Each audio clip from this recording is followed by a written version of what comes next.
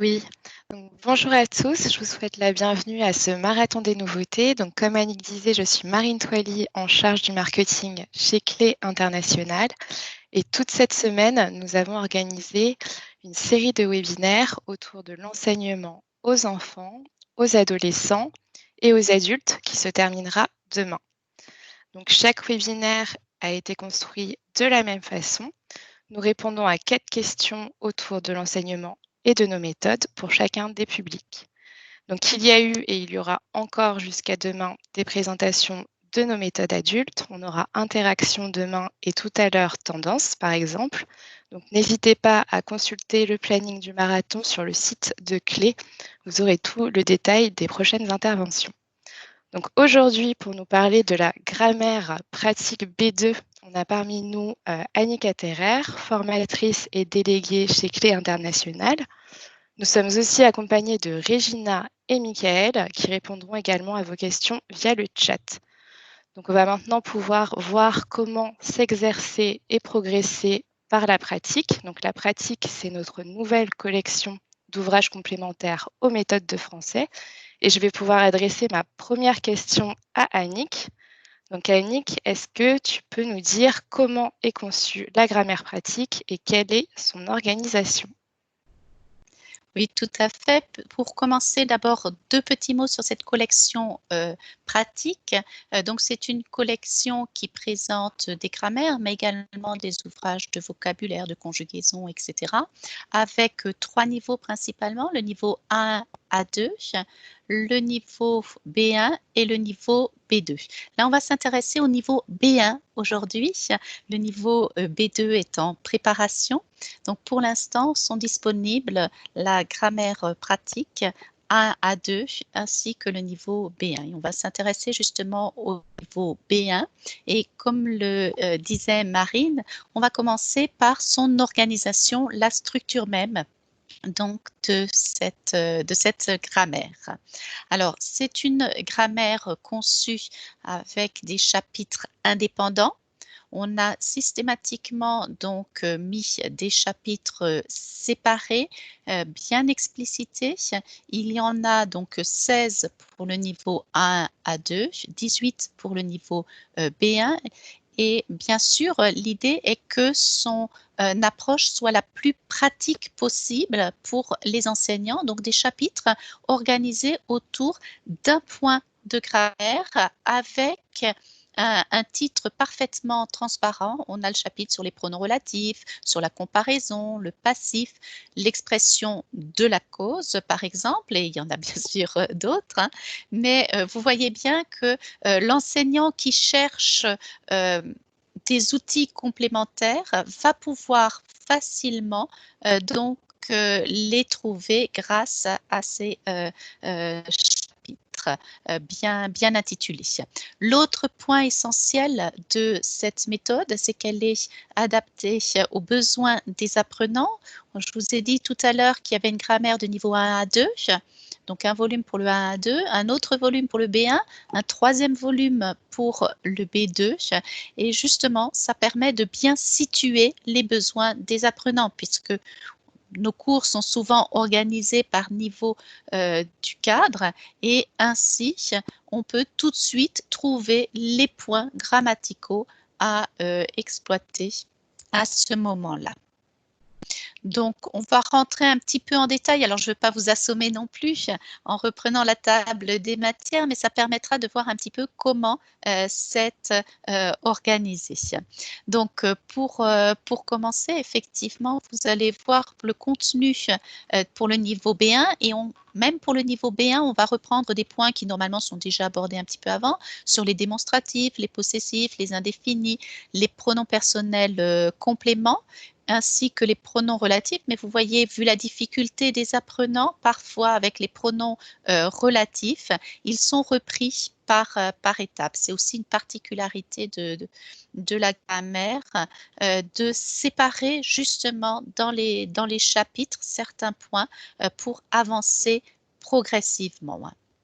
Parce que l'idée quand même, comme on l'a dit, de s'exercer, mais également de progresser. Pour pouvoir progresser, il faut avancer pas à pas, doucement. On ne peut pas tout mettre auprès de nos apprenants. Donc là, c'est l'exemple justement des pronoms compléments indirects. Vous voyez que c'est une grammaire donc avec des règles. Il y a chaque fois des encadrés avec des règles. Et pour ces encadrés, on précise le niveau lorsqu'il s'agit d'une révision. Là, on est bien au niveau B1. Et dans le niveau B1, on aura encore un récapitulatif d'une certaine façon, une révision de ce que les élèves devraient savoir au niveau précédent. Mais pour s'assurer qu'il n'est pas oublié entre les deux, on a rajouté ces petits tableaux de rappel. Après, on avance effectivement avec des tableaux qui correspondent au niveau demandé. Donc,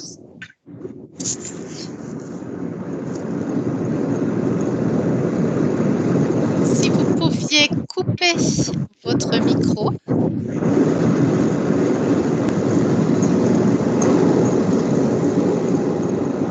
Je laisse voilà, j'ai laissé l'équipe s'occuper du micro. Donc, pour vous dire que ici, effectivement, vous avez un tableau correspondant donc au niveau des apprenants. Donc, deux types de tableaux. Au départ, des tableaux récapitulatifs des acquis nécessaires du niveau précédent pour pouvoir passer progressivement justement à des points nouveaux pour ces apprenants. Donc, vous voyez que pour le niveau B1, on avait tout ce qui était pronom, on a la comparaison, on a le travail sur les adverbes avec aussi des notions comme celle du temps, du lieu que l'on peut avoir, le travail sur tout ce qui est verbe, que ce soit les temps et les modes, avec aussi ici le discours rapporté. Donc, enfin, pour ceux qui connaissent le cadre, on est vraiment dans du B1. Vous avez l'essentiel du B1 avec, à la fin, le temps, la cause, le but, la condition, l'hypothèse, la conséquence. Et vous voyez bien que c'est progressif, c'est-à-dire qu'on va avancer également progressivement dans la grammaire. Donc, une grammaire articulée autour de chapitres indépendants, des chapitres progressifs, mais qui correspondent bien au niveau indiqué sur la couverture de cette grammaire. Merci Annick, c'était très clair. Il y a aussi des exercices. Est-ce que tu peux nous présenter en détail les différents types d'exercices? Bien sûr, il y a des exercices, il y a beaucoup d'exercices. C'est une grammaire vraiment axée sur les exercices. Si vous voyez la couverture, c'est une grammaire pratique, hein, c'est le nom de la collection, ciblée sur un niveau, puisque ici on indique clairement qu'il s'agit du B1. Il y a des règles, on reviendra sur les règles, mais il y a surtout beaucoup d'exercices. C'est vraiment une grammaire pour s'exercer. Et au sein de chaque chapitre, les exercices vont être traités de manière graduée. On va avancer pas à pas, comme je vous l'ai dit, avec un petit rappel aussi grammatical pour aider justement les apprenants. Donc, on va les aider dans leur apprentissage avec des typologies variées d'exercices aussi pour éviter justement la monotonie. Donc, vous voyez ici un exercice d'association. J'ai repris une série d'exercices. Vous allez voir, on a ici l'exercice 89 et on continuera sur la série pour que vous voyez bien la progression. Quand on dit des exercices gradués, comment on avance pas à pas pour permettre petit à petit justement à l'élève de progresser. Donc on va s'exercer, oui, c'est un point, mais le but de s'exercer, c'est à chaque fois de rajouter une étape supplémentaire pour réussir à progresser. Donc ça, c'est la première partie, comme on avait vu sur les pronoms personnels. Vous notez aussi que chacun des exercices est numéroté, donc il n'y a pas de confusion entre la page, le numéro de l'exercice. Quand il y a 550, 640 exercices qui sont annoncés, il y aura un numéro 550, il y aura un numéro 650, donc il n'y a pas de confusion possible non plus dans les exercices. Donc, je reviens ici, première étape avec des associations. Deuxième étape, où on va leur demander cette fois-ci à eux de reprendre les pronoms. Une fois qu'ils ont bien observé dans la première phase, ils vont devoir s'entraîner dans cette seconde phase, puis remettre dans l'ordre, ce qui pose souvent des problèmes avec les pronoms. Donc, on a voulu mettre justement un exercice de remise en ordre des mots. Et enfin, on a une activité qui va être plus libre dans ses réponses, donc pour aller petit à petit vers une assimilation des connaissances, que ce soit bien acquis pour pouvoir le réemployer ensuite plus librement. On verra aussi que ces exercices donc, ont des formes variées. Je vous ai déjà montré certaines activités pour justement éviter la monotonie. C'est pas toujours très agréable de travailler la grammaire et pourtant on souhaite très souvent pouvoir s'exercer, rajouter des exercices complémentaires à ceux déjà existants. C'est un ouvrage complémentaire. Bien sûr, ce n'est pas le seul outil possible pour apprendre la langue, mais c'est vrai que c'est un bon complément. Et pour éviter justement la monotonie, on va varier le type d'activité. On va essayer aussi, vous l'avez vu tout à l'heure, de ne pas faire des exercices trop longs sans qu'ils soient pour autant trop courts. C'est-à-dire qu'il faut qu'il y ait suffisamment d'exemples pour que les apprenants aient le temps de les assimiler.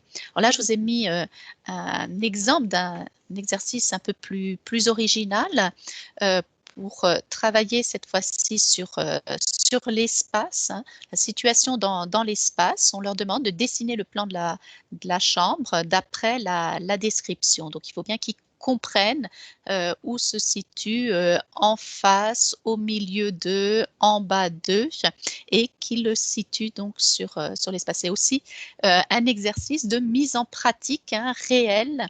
On doit comprendre la description de la pièce, comprendre justement le vocabulaire et ici la situation dans l'espace pour pouvoir ensuite l'appliquer.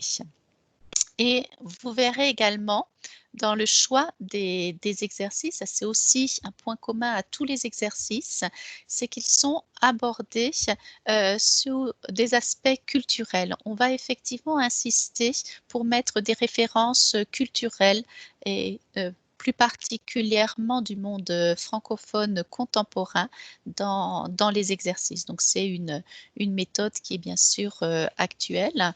On a, vous le voyez ici, le travail donc sur les éléments, situer un élément par rapport à un autre. Et pour ce faire, on a choisi de proposer un programme d'une visite touristique ici à Paris, ce qui permettra aussi à l'apprenant d'avoir un modèle pour pouvoir ensuite lui-même présenter cela. Donc, on a systématiquement mis des références culturelles dans cette grammaire. Un autre exemple à propos donc des adjectifs. Vous voyez aussi le côté très pratique, en utilisant très pratique ou avec le superlatif, un très plus adjectif, qu'on peut l'utiliser dans ce cas-là. Donc là, on a référence à Marseille. D'autres références, je vous ai dit, à certaines personnalités du monde contemporain. C'est le cas aussi ici lorsqu'on veut travailler sur des articles de journaux. Donc au moins, ce sont des références qui peuvent parler aux apprenants. Et puis, dans les pages bilan aussi, vous verrez des situations très ancrées dans la vie et dans la société. Dans ce cas précis, vous avez le travail sur l'impératif. Mais ce n'est pas simplement un travail sur l'impératif, même si grammaticalement c'est bien ça. Il s'agit aussi d'expliquer les règles de politesse à une personne arrivée récemment en France. Et ça va permettre justement d'aborder avec les élèves, d'ouvrir les discussions pour aller plus loin encore. On a aussi, à travers justement cet ouvrage, l'occasion de découvrir des documents qui permettent de développer cela.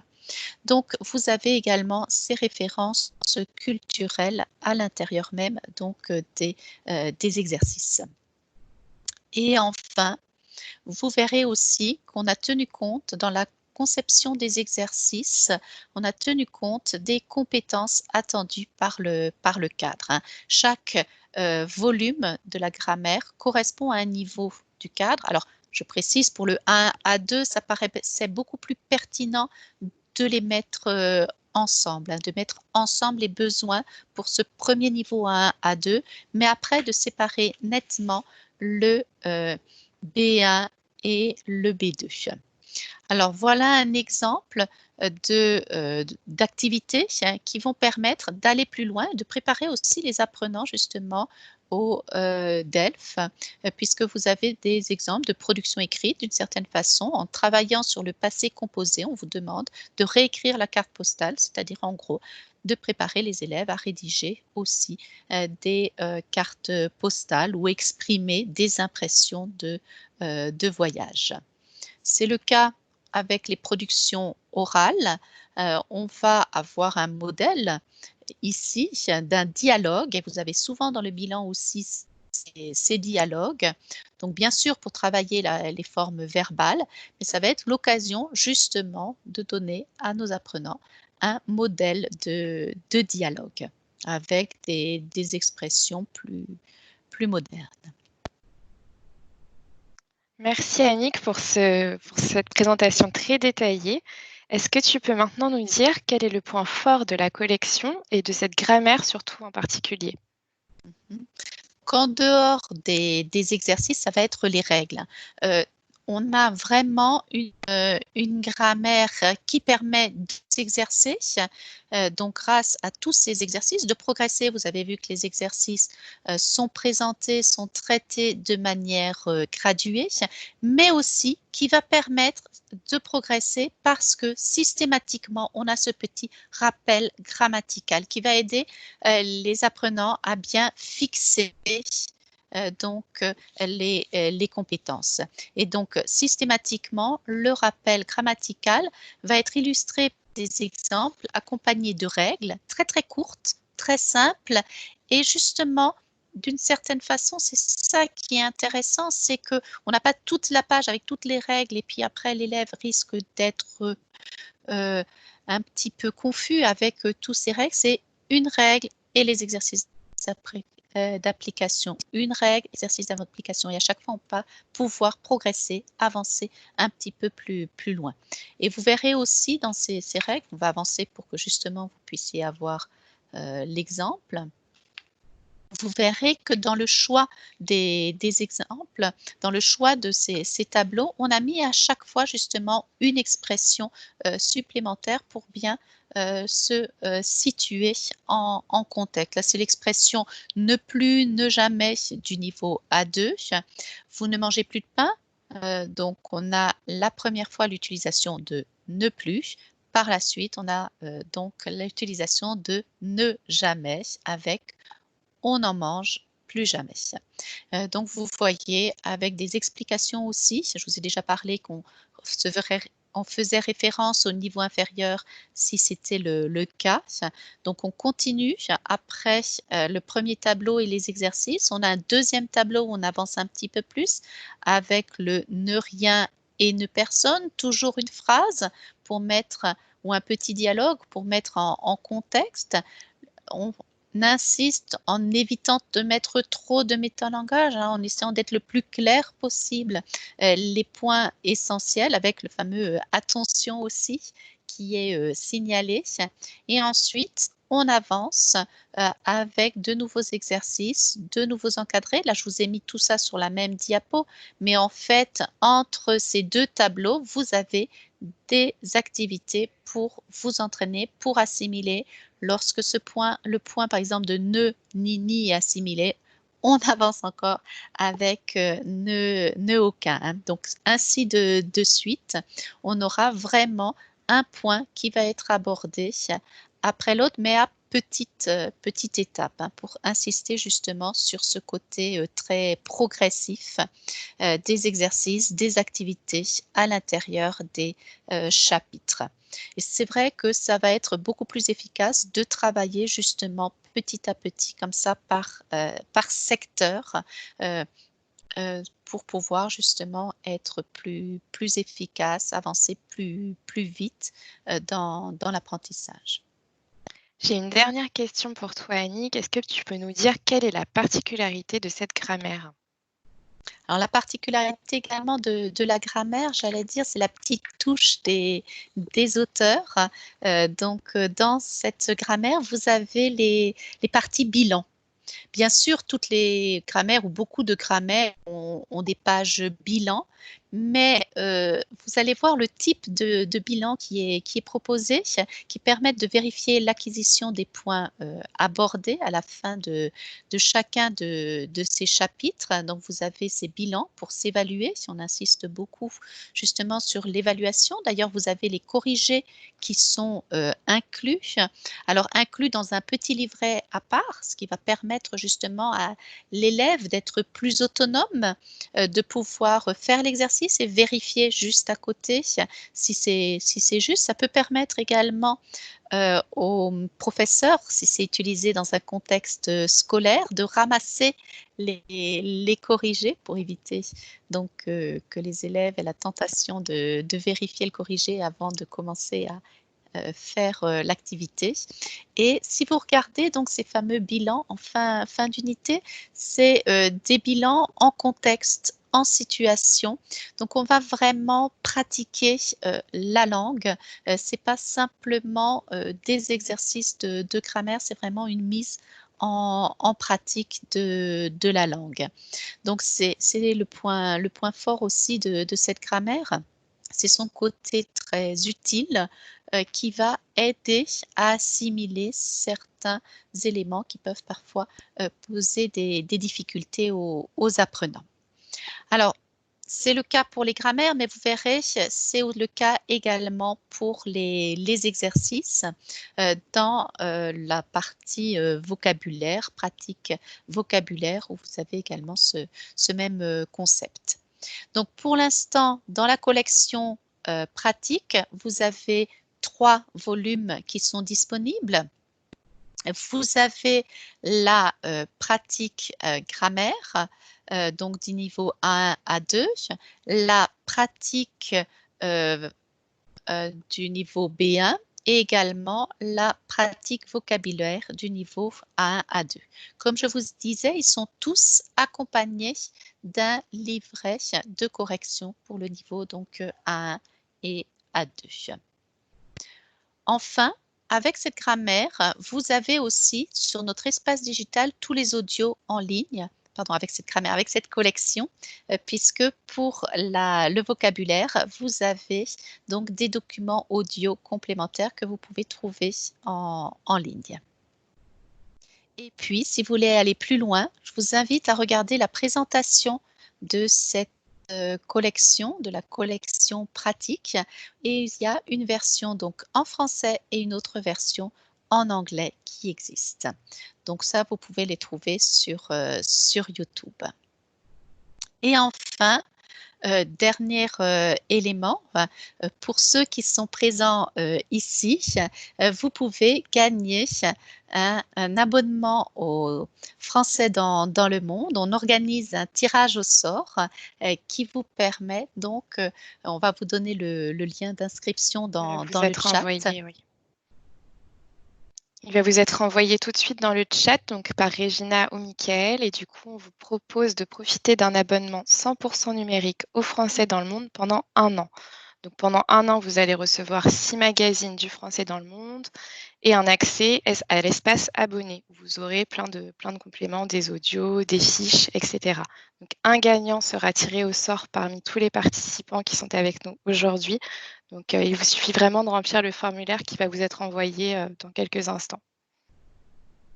Merci Marine. C'est vrai que c'est un beau cadeau que le français dans le monde, que les francophonies du monde aussi, et puis que ce soit en version numérique, c'est très pratique parce que vous pouvez aussi utiliser justement ces versions pour travailler en ligne avec vos apprenants. Voilà pour la collection pratique, pour la grammaire pratique. Vous retrouverez donc toutes ces informations également sur notre site. Sur notre site, vous pouvez justement feuilleter les 3 volumes déjà existants. Vous pouvez feuilleter un extrait, c'est-à-dire la table des contenus, quelques unités modèles. Ça vous donnera une bonne idée du contenu de cet ouvrage. Alors, je vous recommande effectivement de compléter cet ouvrage avec l'utilisation d'une méthode ou pour renforcer certains points avec vos apprenants. Pour ça, je vous invite à nos différentes présentations aussi lors du marathon des nouveautés. Le programme continue encore ce soir. Il y a une présentation encore de tendance C1, C2, donc les compétences à haut niveau. Mais vous avez également demain tout un programme de présentation. Donc, allez sur le site donc de Clé Internationale au Marathon des Nouveautés pour découvrir donc le programme de demain. Quant à moi, je vous remercie pour votre participation. Je remercie également Marine d'avoir été avec nous aujourd'hui, Regina aussi et Michael qui ont répondu, je l'espère, à vos questions. Je ne sais pas s'il y a eu des questions dans le chat. Est-ce que... Régina, est-ce que tu... Oui, il y en a eu, mais on les... Ah, on n'entend pas bien Régina. Non, là, il y a Tu une m'entends? coupure. Non. Oui. Non? Oui. Oui. Oui. Alors, il n'y a plus de questions. Les questions ont été répondues. Oh bah super. Merci. C'est bien d'avoir répondu à ces questions. Donc, merci à tous. Bon week-end, bon après-midi pour certains en fonction de vos régions. Et puis, bon week-end. On se retrouve, j'espère, pour beaucoup d'entre vous, donc demain, pour de nouvelles présentations. Merci Annick. Merci à tous. Merci beaucoup.